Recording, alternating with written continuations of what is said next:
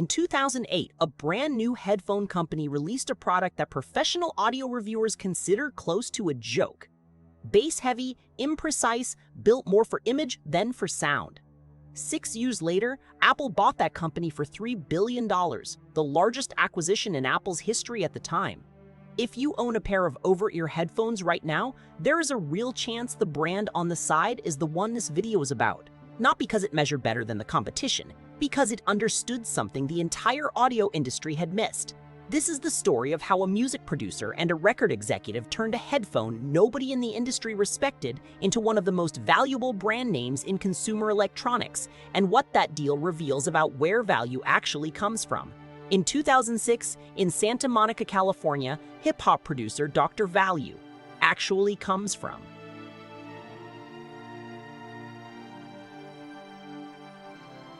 In 2000, Dre, born Andre Young, and record executive Jimmy Iovine founded a company called Beats Electronics. Both men had spent decades inside recording studios, and both were frustrated by the same thing. The headphones people actually used to listen to music sounded nothing like what they heard mixing a track in the studio. At the time, the consumer headphone market was split between cheap plastic earbuds that came free with a phone and expensive, technically precise studio monitors built for engineers, not casual listeners. Iovine's pitch to Dre was simple. Stop thinking about headphones as an accessory and start treating them like a music product in their own right.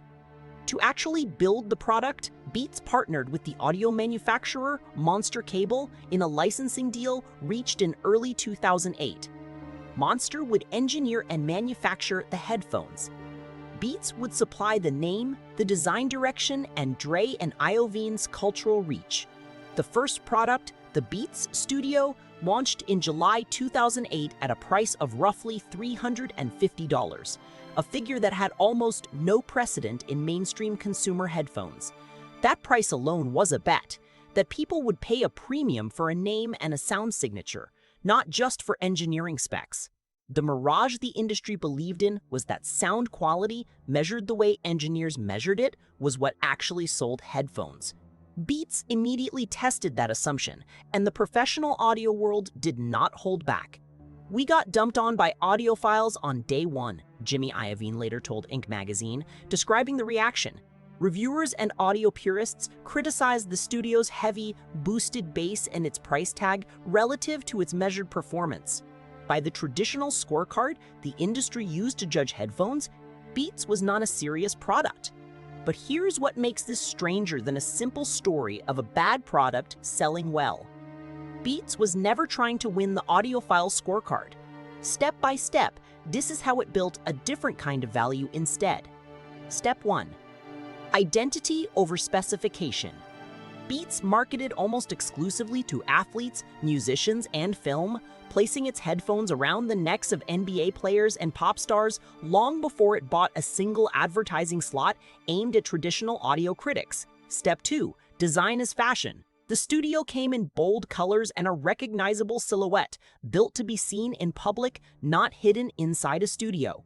A pair of headphones became a visible status object, the same way a specific sneaker or a specific watch signals something about the wearer. Step 3. Retail dominance. By the early 2010s, Beats controlled the premium end of the market almost completely. According to NPD Group retail tracking, Beats held roughly 64% of the US market for headphones priced above $100 in 2012, a share that eased only slightly to about 61% the following year. Step 4. Outside capital took notice.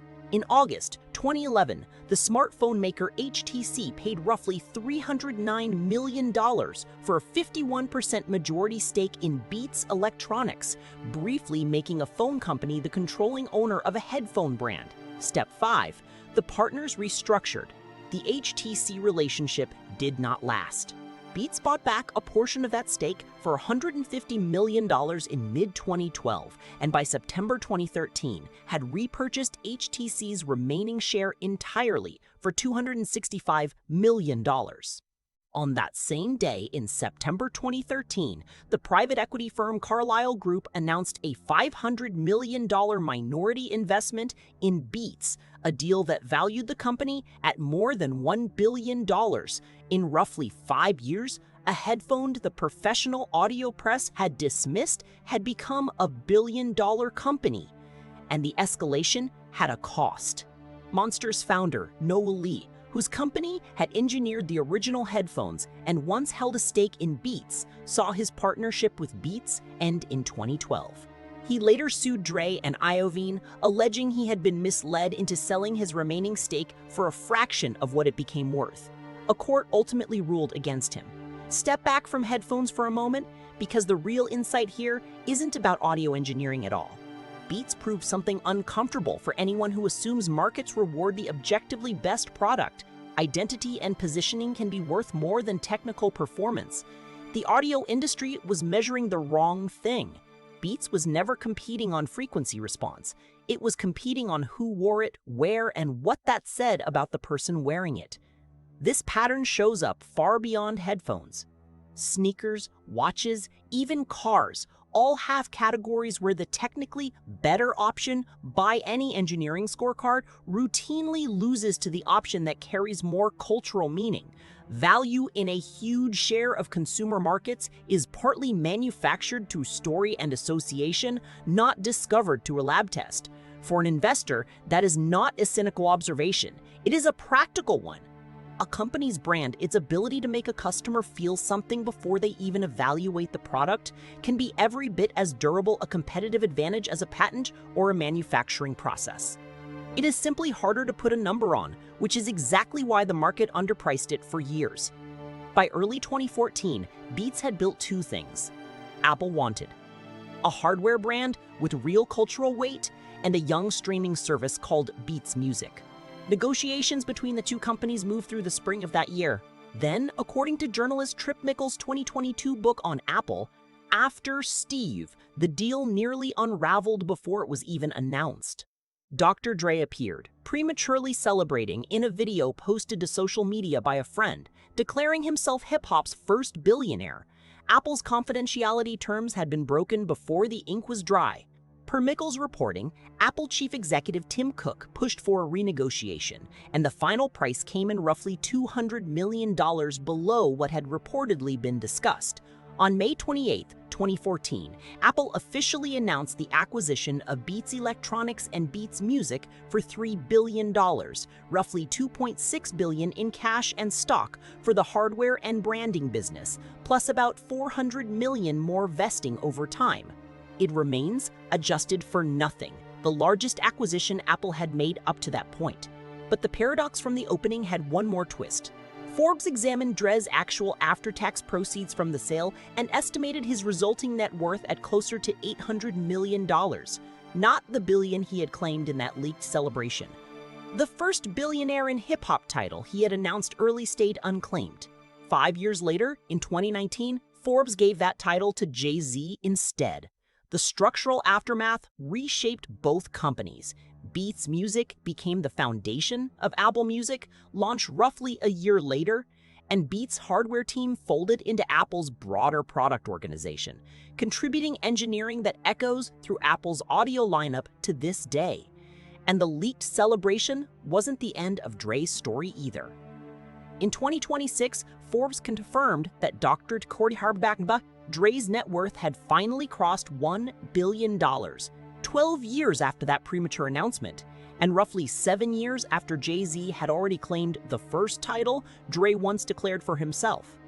The permanent takeaway isn't really about headphones or even about hip-hop. It's that being early and loud about a win is not the same thing as having actually secured it.